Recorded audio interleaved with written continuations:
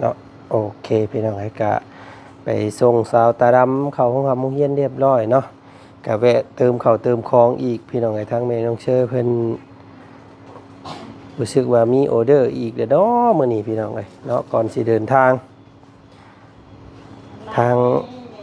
บ่าวจันทร์มีแม่ใจบุญอีกท่านเก่าพี่น้องเอ้ยเนาะผู้ที่คอยสนับสนุนท่านน้อยคอยขี้พุ่นเพิ่นนี่แหละพี่น้องเอ้ยเนาะกะมื้อนี้มีออเดอร์อยู่2สุดเนาะสิเป็นของผู้ใดนั่นมารุ่นมาเบิ่งนำกันพี่น้องเอ้ยเนาะเอาเนาะก่อนอื่นพี่น้องเอ้ยเนาะกราบทักทายสบายดีพ่อแม่พี่น้องกันเบิดสุขสุขคนเด้อเจอกันครับซ่องของบ่าวจันทร์คือเก่าพี่น้องเอ้ยมื้อนี้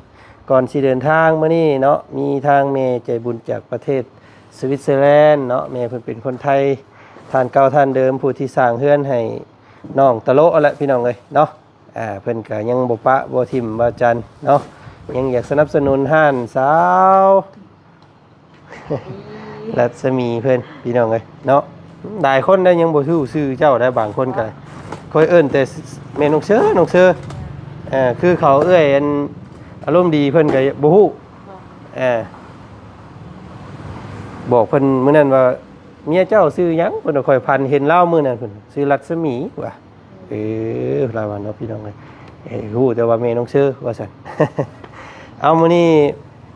มีออเดอร์อีกแล้วเนาะสิมีอย่างแน่มื้อนี้เบิ่งอยู่หั่นค่อยส่งไปให้เลยเด้อเนาะเบิ่งก่อนเด้อมีออเดอร์ให้สาวเลี้ยงงัวมื้อนี้พี่น้องเนาะสาวน้อยเลี้ยงงัวเนาะมีแต่เบิ่งก่อนโตยาวเหยียดเลยพี่น้องโอ้ยนี่แหละคนบ่มานแล้วเนาะยังบ่ทันได้ไปนั่งท่าก่อนได้บ่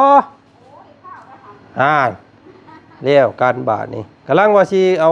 ของขึ้นก่อนย่างก่อนเด้อสัตว์เด้อมื้อหน้า เอาไป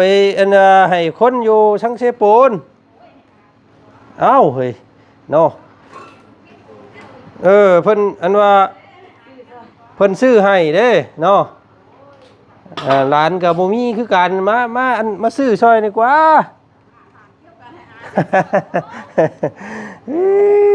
พี่น้องเอ้ยเนาะนี่แหละไผบ่เห็นไผผู้บ่เห็นเฮาก็ว่าเฮามีเงินแท้เฮาสิใหม่ได้อยู่พี่น้องเอ้ยเนาะมาม่ายำเนาะสีเขียวของไทย1กล่อง เพิ่นระบุมาคักแท้นี่พี่น้องเอ้ยแม่เพิ่นแล้วก็ปลากระป๋อง1แพ็คเนาะบุ้นเส้น1ซุปไข่2แตะไข่2แผงพี่น้องแล้วก็น้ำปลา3ซอสผาเขียว1อันนั้นบ่แล้วก็น้ำปลา3ขวดน้ำปลาแดก3โทษสอนหน่อยเรียงงัวจาน3เนาะแพ็บถุงใหญ่1โอ้พี่น้องเอ้ยเนาะหลายอย่างอยู่เด้อมื้อนี้พี่น้องแล้วก็สบู่6ก้อนคือเก่าพี่น้องเนาะสบู่6ก้อนแล้วก็ยาสระผม30ซองผงชูรส3ถุงกระจก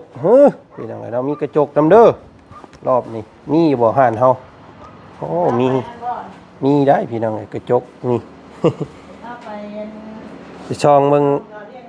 เพราะว่าน้องเพิ่นนั่นบ่เคยยิงแบนจักเทื่อได้เราเว้าได้เอ้าน้องเพิ่นบอกมื้อน่ะเพราะว่าเราว่ามีแต่ตื่นหน้าแล้วก็สีแขวล้างหน้าสีแขวแล้วก็มัดผมไปเลยเราอ่ะบ่เคยยิงเบิ่งตัวเองจักเทื่อเพิ่นเว้ามื้อน่ะก็เลยแม่เพิ่นก็เลยจัดให้มื้อนี้พี่น้องเอ้ย2ชุดบ่กระจกนี่กับหวี 2สุดถึงน้ำปลาได้แล้ว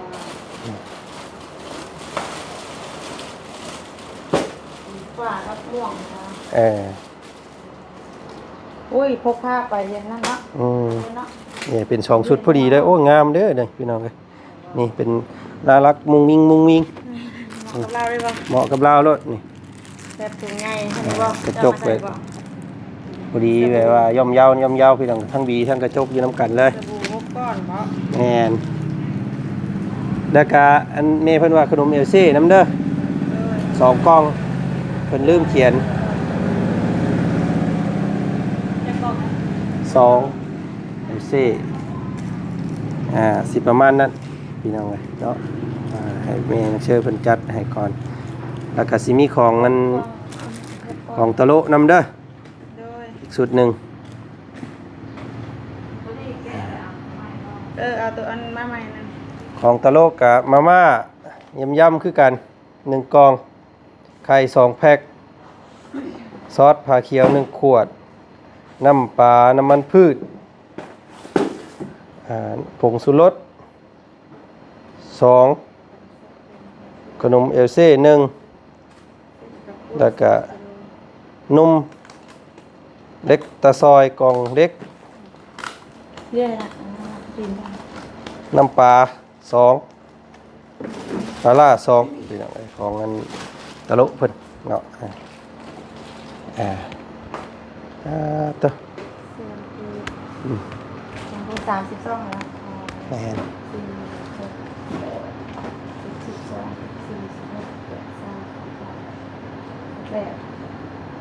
30โอ้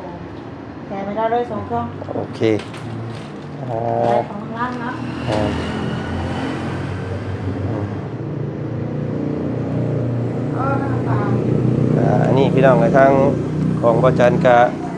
ของทางพ่อจรเพิ่นมื้อน่ะเนาะทางพ่อจรเพิ่นกะ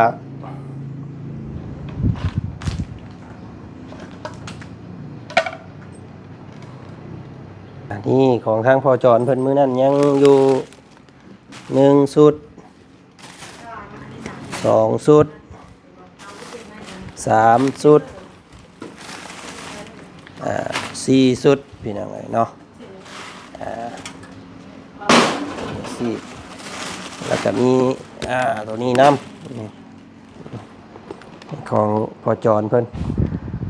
ขึ้นไปแจกจ่ายรอบนี้ก็คือสิเบิดอยู่ว่าสันซาพี่น้องเลยเนาะเถอะ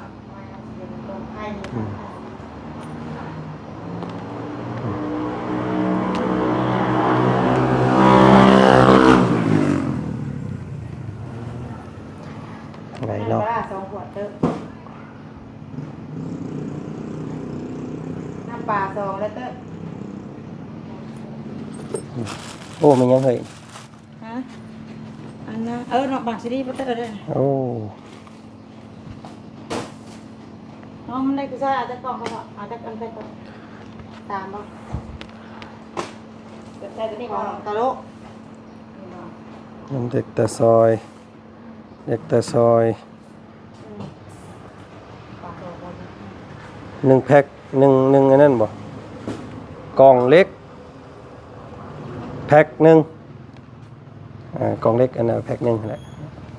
เอาแต่พอเพิ่นบ่ได้ระบุเนาะว่าจักหนึ่งนมเล็กตะซอยกล่องเล็ก1เอเซ่อัน2เนาะเจ้าแก้หรือว่าเตอมันเอาแล้วหนีเลยใช่ดูพูดดีโล มีออเดอร์เด้อมื้อนี้พี่น้องเอ้ยเนาะ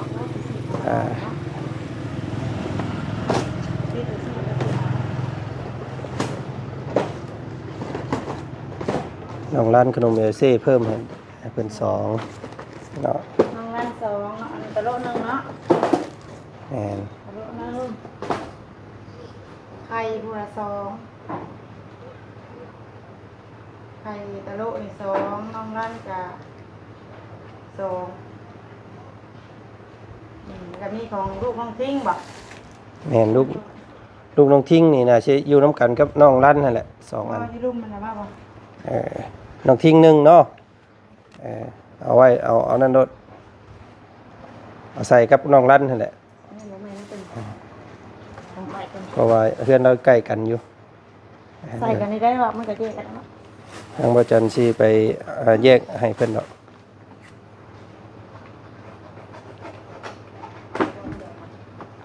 อ๋อมีน้องทิ้งอีกต่างหากเด้ ทิ้งต่างหากเลยค่ะ แม่นแหละนี่ ไปแยกด้วย น้องทิ้งนี่ขนมเอลเซ่1ไข่1มาม่า1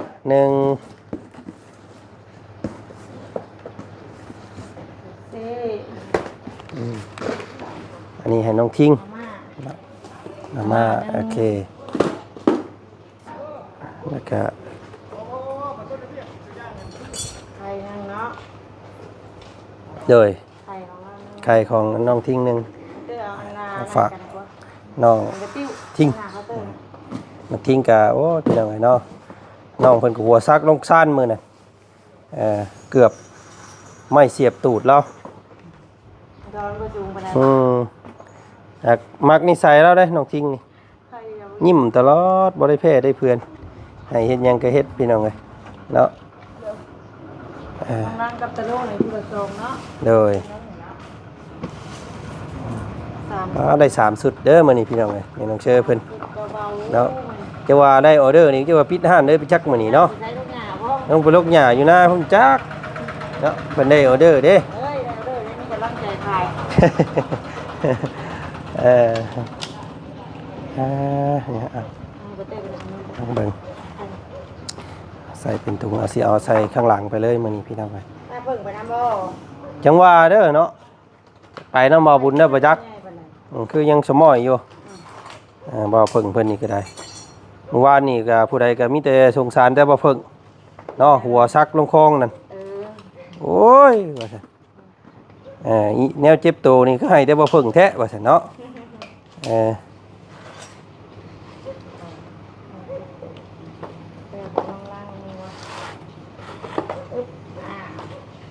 ไข่ก็หน่วยใหญ่เนาะ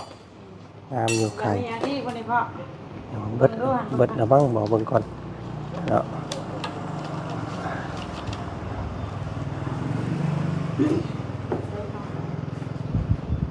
สิเบิดแล้วแม่แล้วก็แม่เพิ่นสิมีข่าวดีให้น้องลังอยู่เดี๋ยวสิแจ้งน้ำลังพี่น้องให้ลูกเดินสำหรับเอลซี่ทำรันโซเดินรันโซก่อนฝากให้เรียนกิน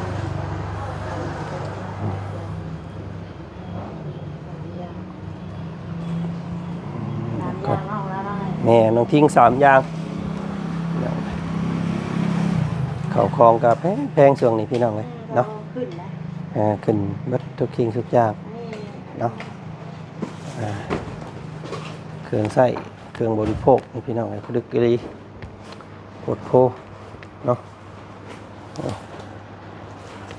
ซื้ออันมันยิบมันย่อยมาเมื่อกี้นี่น้อยเดียวนึงเนาะเบิด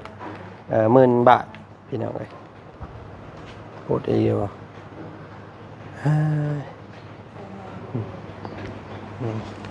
ในห้านกะสีบางๆเนี่ยเนาะเพราะว่าหมุนเงินบ่ทันพี่น้องแผนจ้างปังอยู่ยังบ่ค่อยตึบบ่ค่อยหนาปานใดพี่น้องเอ้ยก็มีครบอยู่เด้อพี่น้องเด้อเนาะผู้ใดอยากสั่งอีหยังก็ได้อยู่น้อยอยู่แต่ว่าสั่งได้พี่น้องเอ้ยค่าไฟก็แพงเนาะ3,000 ปลาย 3,000 บาทยังไม่ได้อย่างเลย ทุก ขนาดพดอันปักหรือว่าแอร์ก็ไม่ได้เปิดเลยได้ฝนตก คือแพงแท้เนาะของมื้อนี้เนาะบ่ได้เด้อพี่น้องบ้านเฮาแพงไผก็ว่าแพงไผนี่พาโทเนาะเงิดหลายแต่ละคนจากปกติบ่จันเคยจ่ายแค่5-6 แสนเนาะประมาณ 1,000 บาท อืม 1,200แหละ แต่ว่าเดี๋ยวนี้ขึ้นมาเกือบ2 เท่าเนาะโอ้พี่น้องโอ้ไหวเนาะไฟนี่กระทั่งที่ใช่ก็ยังซ้ำเก่าได้บ่ได้มีอย่างมากมายบ่ได้มีอย่างเพิ่มเติม แต่ว่าแพงเนาะก็บ่ฮู้สาเหตุคือกันอันนี้ก็ได้พี่น้องจักสิว่าแนวใดฟืนไฟเฮานี่ทั้งที่ประเทศเฮานี่เป็นประเทศนั่นได้ประเทศที่หม้อแปลงอาเซียนได้เพิ่นว่าพี่น้องเนาะแบตเตอรี่ของอาเซียนเพราะว่าเป็นอ่างน้ำเนาะเขื่อนไฟฟ้าหลายในอาเซียนนี้ว่าซั่นพี่น้องแต่ว่าไฟแพงกว่าหมู่เนาะก็บ่ฮู้คือกันเด้อพี่น้องอันนี้ก็ได้เนาะอ้ายสิว่าแนวใด เป็นไงสบู่มุกก้อน ครบบ่ 30ซองชูรส3อันนี้ก็จกซองหวีข้าวปุ้นก็เป็นซอก โอ้สาวน้อยเลี้ยงงัวเฮาซ้ำเปิดอันห้านค้าให้เด้อรอบนี้พี่น้องเอ้ยเนาะ มีฮอดกระปุ้นแห้งก็มี วุ้นแห้งวุ้นเส้นแห้งเนี่ยวุ้นเส้นข้าวปุ้น อ่า วุ้นแห้งอันนั้นดีแล้วขึ้นไปรอบนี้ก็คือสิได้หาคู่หาคนมามั่างเฮือนเราได้พี่น้องเอ้ย ไข่ซอง เนาะ ซอสฟ้าเขียวนึง คือสิได้มั่างเฮือนเรารอบนี้ น้ำมันพืชนึง เพราะว่างบนี่คือสิเพียงพอแล้วว่าซั่นซะคือสิได้แล้วเนาะ น้ำเลือดซอยกล่องเล็กนึง เด้นี่น่ะหมองอันนั้นรถแกนปูนเมื่อ ขวดน้ำปลาร้าซอยเนี่ยที่กันลูกได้3อย่างบ่ 3 อย่างอันนั้นของน้องทิ้งอันนั้นพี่น้องเอ้ยเนาะจดบินรวมให้แม่เพิ่นโลด เดี๋ยวส่งยอดให้แม่เพิ่นพี่น้องเนาะ หมดแล้วเดี๋ยวกินก่อน เงินก่อนเก็บเดินทางเด้อมื้อนี้พี่น้องเอ้ยก็อากาศครึมๆอยู่แต่ว่าบ่ส่งสิตกดอกฝนก็ได้เนาะเกี่ยวข้าวแล้วบ่ยายยังอยู่เนาะโอ้โอ้กำลังมัน เอ้าเฮ้ยน้ำคือเฮาเบิดบ่เนาะให้เพิ่นรวมยอดก่อนพี่น้องเอ้ยมื้อนี้จ้าเนาะก็เตรียมตัวเดินทางพี่น้องเอ้ยเนาะก็ไปสีสวยๆแน่มื้อนี้เพราะว่าไปเติมข้าวเติมของเข้ามาห้านน้ำเนาะส่งลูกสาวน้ำแน่ก็มีอยู่3ครอบครัวรอบนี้ขึ้นไปมีออเดอร์พี่น้องเอ้ยเนาะก็ต้องขอบมุกขอบใจทางตู้เมเนาะจากทางประเทศสวิตเซอร์แลนด์เนาะแม่ผู้ที่เพิ่นซอยทางตะโลมาเฮ็ดเฮือนพี่น้องเอ้ยเนาะรอบนี้แม่เพิ่นก็ว่าอยากได้สร้างทีมสร้างของตะโลอันแหละว่าซั่นซะเนาะแต่ว่าทางบ่อเสียงเพิ่นคือรู้สึกว่าทางบ่อเสียงเพิ่นเอาไปเฮ็ดเฮือนของแม่น้องเอิงก่อนเนาะก็จักสิว่าได้ใดพี่น้องเอ้ยบาทนี่มีแต่สิลองปรึกษากันลองเบิ่งเนาะว่าสิเอาทีมสร้างใดเห็นทางเอื้อยผู้ที่เพิ่นสมทบเพื่อนน้องล่างมานี่เพิ่นว่าอยากให้เอาสร้างที่ลุงหนวดลมมือวานนี้ว่าซั่นเนาะเพิ่นว่า20 ล้านเนาะแต่ว่าทีมงานหลายคนว่าเราเฮ็ดยังบ่ค่อยละเอียดปานใดเนาะแต่เราเฮ็ดมันอยากหัวพี่น้องยังบ่ค่อยเป๊ะว่าซั่นเนาะก็เอาได้ลงมือเอาสร้างแล้วก็อยากเฮ็ดให้อยากเอาสร้างที่มันแบบว่ามีฝีมือนิดนึงเนาะละเอียดแล้วก็ทนทานพี่น้องเน้นหนาเนาะนะก็เอาล้มกันก่อนพี่น้องไปรอบนี้สิปรึกษากันเบิ่งเฮือนตะโลอันสร้างของทีมงานตะโลเพิ่นก็ว่าจันจองเลยได้พี่น้องเนาะจองตั้งแต่มื้อบ่ได้เฮือนน้องป๊อปพุ่นแหละเนาะแต่ว่าจากเพิ่นสิว่าแนวใดคำเฮาเอาสร้างผู้ใหม่ก็ย่านเพิ่นเสียใจนะเนาะอันนี้จักสิว่าแนวใดก็เอาไปล้มกันใหม่ก่อนพี่น้องทางนั้น ก็ได้ก็ขอบพระคุณทางแม่เนาะเอาให้แม่จงอยู่ดีมีแห้งเด้อแม่เด้อเนาะอยู่ดีมีแห้งพี่น้องเนาะอยู่มันคนยืนสดสวยทานข้าวคอย นางก็ขอให้เจ้าอยู่ดีมีแฮงพี่น้องไอ้เนาะให้สุขให้มั่นให้เงินสุขภาพร่างกายแข็งแรงเจริญรุ่งเรืองหน้าที่การงานเนาะปราศจากโรคภัยไข้เจ็บเด้อเนาะวันนี้ทางบ่จันขอตัวเดินทางก่อนพบกันใหม่อีกคลิปหน้าแล้วกันพี่น้องเอ้ยพี่ทางนี้ก็มาแล้วพี่น้องเอ้ยนึกว่าไปน้ำบ่อบุญเลยนะบ่อบุญเพิ่นจักแล้วเห็นเพิ่นแล่นออกไปนอกยังบ่ได้ไปมื้อนี้บ่เราว่าแล้วก็มือน่ะคือมือนี้มีอะไรก็บ่แล้วก็ขึ้นดอดลงจังเนาะใช้มีเงินมีคำอยู่บ่ขึ้นดอดนี่โอ้เติมน้ำมันน้ำกันแล้วเฮ้ยมีแล้วเสียยางก็เสียยางนะเนี่ยท่วงไงเนี่ยทวงไงได้บาทนี่โอ้เสียยางก็เสียยางนะเนี่ยโอ้เนาะต้องทวงเลยมื้อนี้คนไปซี่ต้องทวงเลยพี่น้องเอ้ยคำบ่ทวงนี่เพิ่นบ่ฮู้เด้เนาะพอช้าสิดอกพอช้าทั้งรอบพอบ่มีมันก็บ่ยากดอกว่าเรามีมาน่ะเราให้เต็มทางแน่เลยไม่หรอโอ้ก็ยากแล้วว่าดีโอ้ยโลนั่งนอกก็ได้ดอกแท้โอ้ยนั่งนอกกันยังนอกคือเก่าแล้วเนาะยังนอกก็นั่งอยู่วะเขาเป็นว่าไปรอบนี้รอบหน้าบ่ไปแล้วซั่นเนาะรอบหน้าบ่ไปได้เพิ่นว่าพี่น้องเอ้ยเนาะบ่มีเงินได้พี่น้อยเนาะก็ต้องเบิ่งเวลาเถื่อยครับแล้วใส่ไปทางลูกเพิ่นเนาะหน้าเละเข้าบาดนี้พี่น้องเอ้ยทวงกันว่าน้ำมันหน้าเละเข้าโอ้ย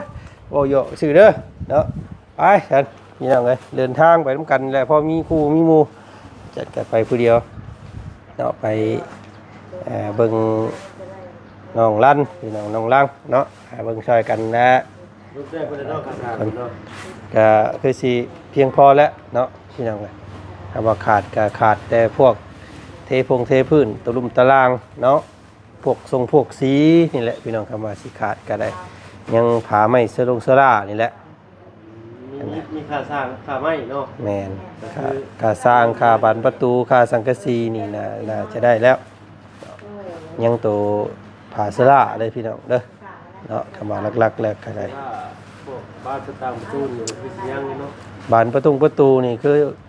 สิได้แล้วเนาะเพราะว่าทางลุงหนวดก็10 ล้าน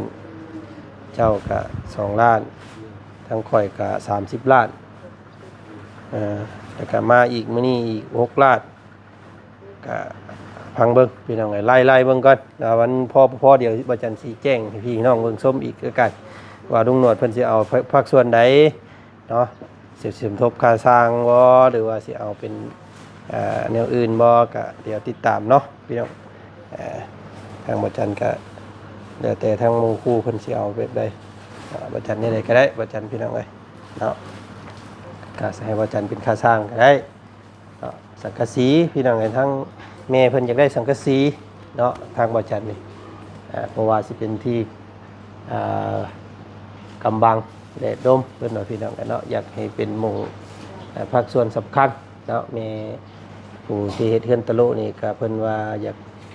เกินมาอยู่เนาะว่าอยากเอาสังกะสีซอยน้องลั่นเพิ่นว่าซั่นเดี๋ยวไปลุ้นไปเบิ่งนํกันว่าสิได้บ่ได้จังไดเนาะพี่น้องเนาะเอาคลิปนี้ว่าจันขอตัวก่อนเด้อเตรียมเสื้อผ้าก่อนพี่น้องเนาะขึ้นไปรอบนี้ก็คือสิพุ่นละเฮือนน้องเพิ่นเป็นรูปเป็นห้างพุ่นละสิได้มาบะนี่ใส่ถุงเลยเนาะใส่ถุงเลยเนาะเอาขอบใจแม่เพิ่นเด้อขอบคุณเด้อขอบคุณแม่เด้อเนาะอยู่ดีมีแห้งร่ำรวยเด้อสุขภาพดีแข็งแรงเนาะให้เจริญก้าวหน้าเรื่องต่อไปเรื่อยๆเนาะสิช่วยซื้อเครื่องคองฝากน้องลั่นน้องบ่าวตะลุแล้วก็ไปอีกคนนึงน้องทิ้ง3ครอบครัวเลยเป็นยอดเท่าไหร่นี่2 ล้านปลายเดี๋ยวไปเป็นเงินบาทเดี๋ยวไปสิไล่แม่เพิ่นเป็นคนไทยพี่น้องแต่ว่าไปอยู่ประเทศสวิตเซอร์แลนด์เนาะเพิ่นเว้าเงินกีบนี่แม่เพิ่นตกใจเราอ่ะพี่น้องเอ้ย2 ล้านว่าเงินกีบมาเท่าใดแล้วแม่เราตกใจเบิดเราอ่ะเนาะแต่ว่าเงินกีบเฮาจะเว้ามูลค่าหลายแน่พี่น้องเอ้ยแต่ว่าเป็นเงินบาทก็ โมนั่นปานใดเนาะแต่พอ1,000ต่อ600,000กับ80,000 10,000พี่น้องเอ้ย เต็มแล้วใครว่าอยู่มันเต็มแล้วไปไว้ มันคือบ่ออก